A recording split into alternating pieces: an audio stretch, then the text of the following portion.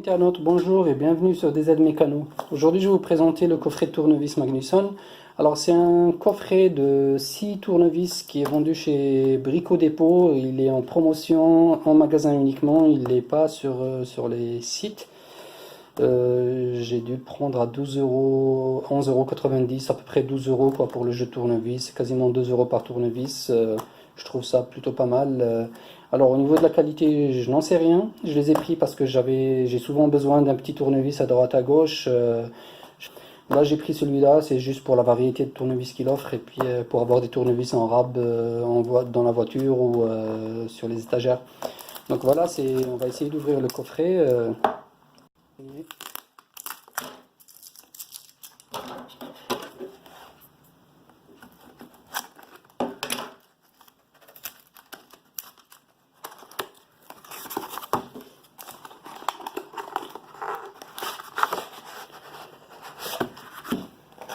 Alors voilà le coffret, on a les 6 tournevis.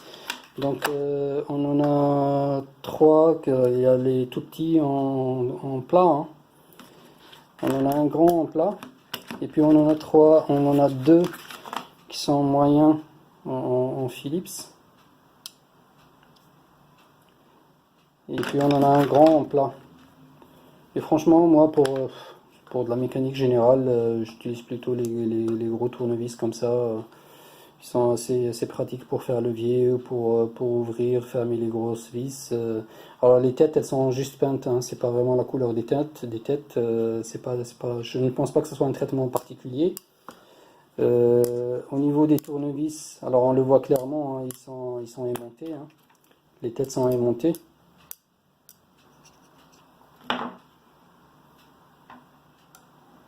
Vous voyez, la tête elle est aimantée, donc ça tire bien, il n'y a pas de souci. Alors au niveau de la prise en main, c'est pas le plus agréable que j'ai eu à avoir, hein. Pour faire de gros efforts, franchement, pof. Je trouve ça un peu décevant quand même. C'est bien, mais sans plus. C'est pas très.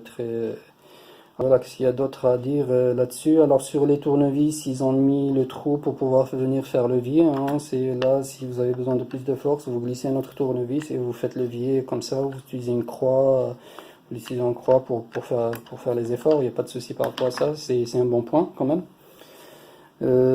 Alors après, qu'est-ce qu'ils ont rajouté? Sur le tournevis plat, ou qui est utilisé souvent pour faire de gros efforts, ils ont rajouté en fait cette embase qui est en 6 pans. Donc vous pouvez utiliser une clé à fourche en 6 pans ou un cliquet, hein, même une clé à cliquer en 6 pans que vous glissez à l'intérieur et puis vous pouvez faire tourner, donc les clés à cliquer creusent, hein.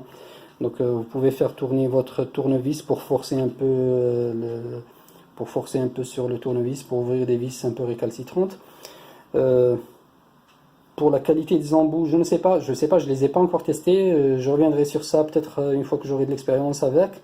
Mais franchement, au prix où c'est, pour la qualité des embouts, je ne pense pas que se servir de ce truc-là va être très très utile, hein. Je pense que ça va être juste bon pour abîmer la tête. Je ne pense pas que ce soit des tournevis qui soient vraiment faits pour de très très gros efforts. Donc c'est bien d'avoir pensé à ça. Surtout pour le cliquer, c'est pratique, mais sans plus quoi. Et c'est dommage que ce système en fait de force n'ait pas été repris au moins sur le gros tournevis américain qui est là. C'est dommage. Alors au niveau des poignées, il y a les embases, hein, ils ont taillé la poignée, ça c'est un bon point. Parce qu'en général, un tournevis rond, quand vous le mettez sur une étagère ou sur une table, il va rouler rapidement. Avec les embases, en fait, en général, ça le stoppe. Voilà. Hop. Voilà, ils tombent toujours sur l'une des bases et ça se bloque. Alors sur certains tournevis, ils mettent soit une forme hexagonale ici, et sur celle-là, ils ont mis une plate, et je trouve que la plate, elle arrête quand même mieux que l'hexagonale, honnêtement. Je trouve que ça l'arrête instantanément, c'est mieux que l'hexagonale. Ça, c'est un bon point.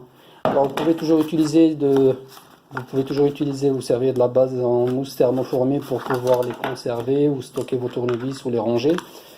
Personnellement, j'aime pas. En général, je range les tournevis soit dans une boîte à outils pour que ça prenne le moins de place possible, soit je les mets en général sur une lame aimantée au mur. En fait, c'est beaucoup plus pratique pour conserver les tournevis et qu'ils soient accessibles à tout moment.